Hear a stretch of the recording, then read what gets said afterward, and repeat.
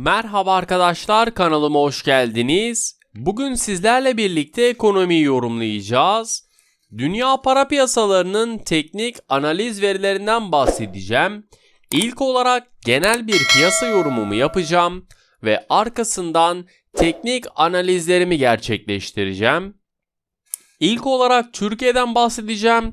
Arkasından Amerika Birleşik Devletleri'nde olan gelişmeleri, arkasından Avrupa'da neler oluyor ondan bahsedip daha sonra da teknik analizlerimi gerçekleştireceğim.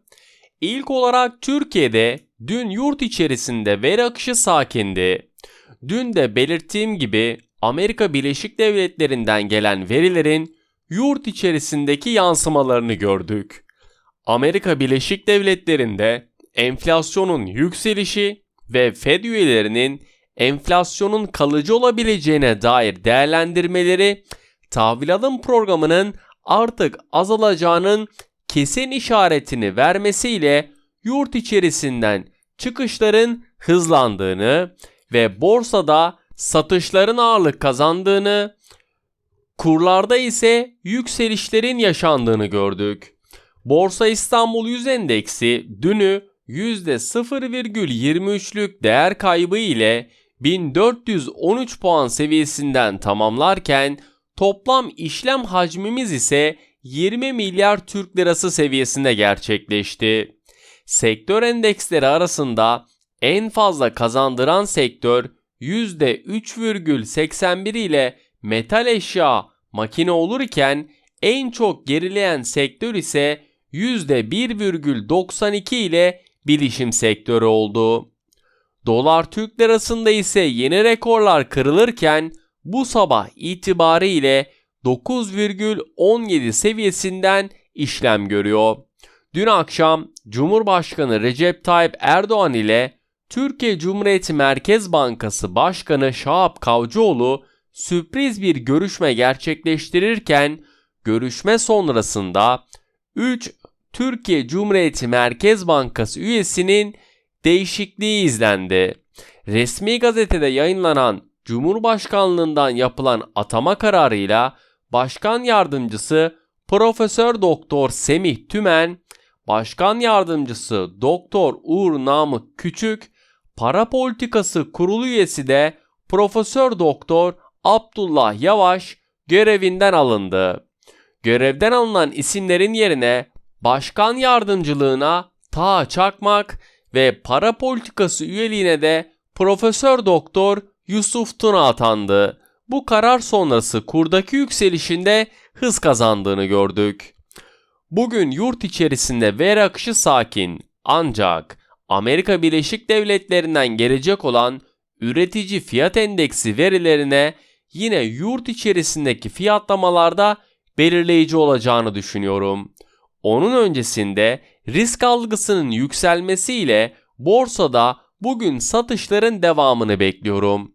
Borsa İstanbul 100 endeksinin dün görmüş olduğu 1432 seviyesini geçmediği sürece satışların yaşanacağını düşünüyorum. Ancak aşağıda 1407 desteği hala önemli konumda bulunurken Dolar Türk Lirası tarafında da yükseliş beklentimi sürdürüyorum. Dün dolar endeksinin ve Amerika Birleşik Devletleri 10 yıllık tahvil faizlerinin düştüğü ortamda yeni rekor kıran Türk Lirası çaprazlarında hep birlikte gördük.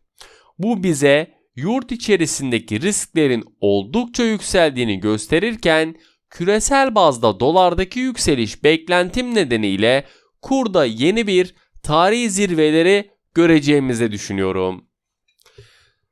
Amerika Birleşik Devletleri tarafında ise dün Amerika Birleşik Devletleri'nde aylık bazda tüfe beklentilerin üzerinde %0,4 olarak açıklanırken yıllık bazda tüfede beklentilerin üzerinde %5,4 olarak gerçekleşti. Amerika Birleşik Devletleri'nde tüketici fiyat endeksi Ağustos 2008 yılından bu yana gördüğü en yüksek seviye olan %5,4 seviyesine ulaştı. Amerika Birleşik Devletleri'nde aylık bazda çekirdek tüfe beklentiler dahilinde %0,2 olarak açıklanırken yıllık bazda çekirdek tüfede benzer şekilde beklentiler dahilinde %4 olarak gerçekleşti. Amerika Birleşik Devletleri'nde enflasyondaki yükselişin devam etmesi borsalar tarafında satış baskısı yaratırken ilk etkiyi dolar endeksi ve Amerika Birleşik Devletleri 10 yıllık tahvil faizleri üzerinde alış olarak görsek de sonrasında enstrümanlarda sert yükselişlerin yaşandığını gördük.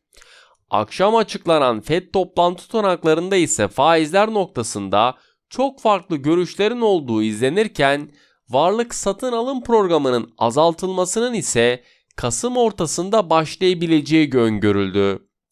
Ayrıca varlık alımlarının azaltılmasının 2022 yılının ortasında biteceğinin altı çizilmesi, tutanaklarda enflasyon beklentilerini yükselten FED üyeleri, yüksek enflasyonun hala geçici olduğunu belirtmesi, daha önce de ifade ettiğim gibi Eylül ayında yayımlanmış olan projeksiyonda hem faizlerin öne çekilmesi hem miktarların artırılması enflasyonun kalıcı olacağını işaret ederken küresel bazda dolar ve Amerika Birleşik Devletleri 10 yıllık tahvil faizlerindeki yükseliş beklentimi de koruyorum. Dün akşam yapılan 30 yıllık tahvil ihalesinde %2,049 talep olarak geldi. Bir önceki ihaledeki talep oranı ise %1,19'du. Bu şu anlam ifade ediyor. 2022 yılında herkesin beklediğinden daha sert bir faiz artırımlarının olabileceği ve dünya ekonomik olarak farklı bir noktaya sürükleneceğini gösterirken küresel ekonomilerin kötüleşeceğini, ayrıca belirsizliklerin artma ihtimalinin de yüksek olduğunu buradan anlıyoruz. Böyle bir ortamda FED faizler noktasında önümüzdeki sene daha hızlı hareket edileceğini düşünüyorum. Dün ilginç bir şekilde dolar endeksinde satış görülürken satışların bu sabahta devam ettiğini görüyorum. 93,44 seviyesinin kırılmadığı sürece bu satışları alım fırsatı olarak değerlendiriyorum. Amerika Birleşik Devletleri 10 yıllık tahvil faizlerinde de bu sabah itibariyle %1,55 seviyesinde işlem görüyor. Amerika Birleşik Devletleri borsaları dünü karışık bir seyirde tamamlarken enflasyon endişeleri endekste satış baskısı yaratması, gelen bilançolarında pozitif olması endekslerde bu karışık görünümünde yaşanmasını sağladı. Bugün Amerika Birleşik Devletleri'nde yine üretici fiyat endeksi verilerine odaklanmış durumdayım. ÜFE'nin aylık bazda %0,6, yıllık bazda ise %8,7 olarak açıklanması bekleniliyor. Çekirdek ÜFE'de beklenti aylık bazda %0,5 olurken yıllık çekirdek ÜFE'de beklenti %7,1 seviyesinde gerçekleşti. Gelecek veriler sonrasında enflasyon beklentilerinin yukarı yönlü hareket etmeyi sürdüreceğini düşünüyorum. Ayrıca istihdam tarafı için kritik olan haftalık işsizlik maaşına başvuranların sayısı da 315.000 seviyesine düşüreceği tahmin ediliyor.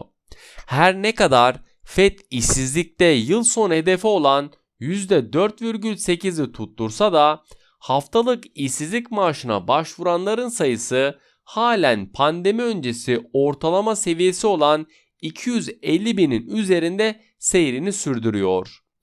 Bunun haricinde bugün FED üyelerinden Bostic ve Berke'nin konuşmalarını yakından takip ediyorum.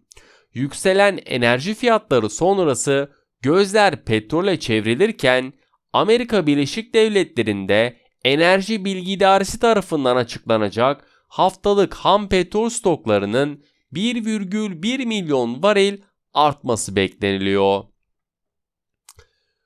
Euro bölgesi tarafında ise dün Euro bölgesinde aylık bazda sanayi üretimi beklentiler dahilinde negatif seviyede %1,6 olarak açıklanırken yıllık bazda sanayi üretimi benzer şekilde beklentiler üzerinde %5,1 olarak gerçekleşti. Euro dolar paritesinde dolar endeksinin sert düşmesiyle tepki alımları yaşanırken 1,17 seviyesinin altında kaldığımız sürece her yükselişin satış fırsatı olmayı sürdürdüğünü vurgulamak isterim. Euro Türk lirasında ise Türk lirasındaki değer kaybının devam etmesi ve tarihi rekora koşmasıyla birlikte Avrupa borsaları da dünü İtalya hariç yükselişle tamamladığını gördük. Gelen verilerin ve önemli destek seviyelerine inmesinin ardından gelen tepki alımları ile endekslerin pozitif bir seyir içerisinde olduğunu da söylemek isterim. Şimdi dünya para piyasalarının teknik analiz verilerinden bahsedeceğim. İlk olarak dolar Türk lirasında Amerika Birleşik Devletleri'nde enflasyonun beklentilerin üzerinde %5,4 olarak açıklanması ve Federal Açık Piyasa Komitesi toplantı tutanaklarında tapering'in Aralık ayına sarkabileceğinin sinyalleri üzerine tahvil faizlerinde de geri çekilmelerin yaşandığını gördük. Türkiye'de sanayi üretimi Ağustos ayında yıllık bazda %13,8'lik artış göstermesi, yaşanılacak gelişmeler çerçevesinde dolar Türk lirasına teknik olarak baktığımızda yukarı yönlü hareketlerin oluşmasını beklediğim kurda 9,20 ve 9,28 Türk lirası seviyelerini yakından takip ettiğim önemli direnç noktaları. Olası satış baskılarını görmemiz durumunda ise 9,10 ve 9 Türk lirası seviyelerini yakından takip ettiğim dikkat etmemiz gereken destek noktaları.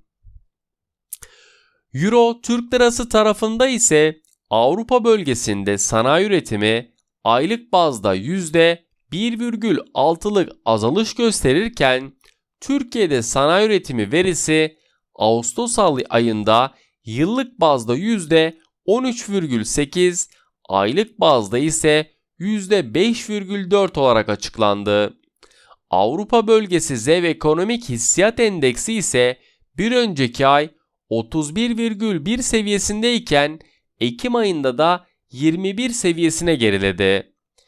Euro Türk lirasına teknik olarak baktığımızda yukarı yönlü seyrini devam ettirmesini beklediğim kurda 10,70 ve 10,82 Türk lirası seviyelerini yakından takip ettiğim önemli direnç noktaları. Olası satış baskılarını görmemiz durumunda ise 10,55 ve 10,45 Türk lirası seviyelerini yakından takip ettiğim dikkat etmemiz gereken destek noktaları. Beni dinlediğiniz için teşekkür ederim. Maybe you should take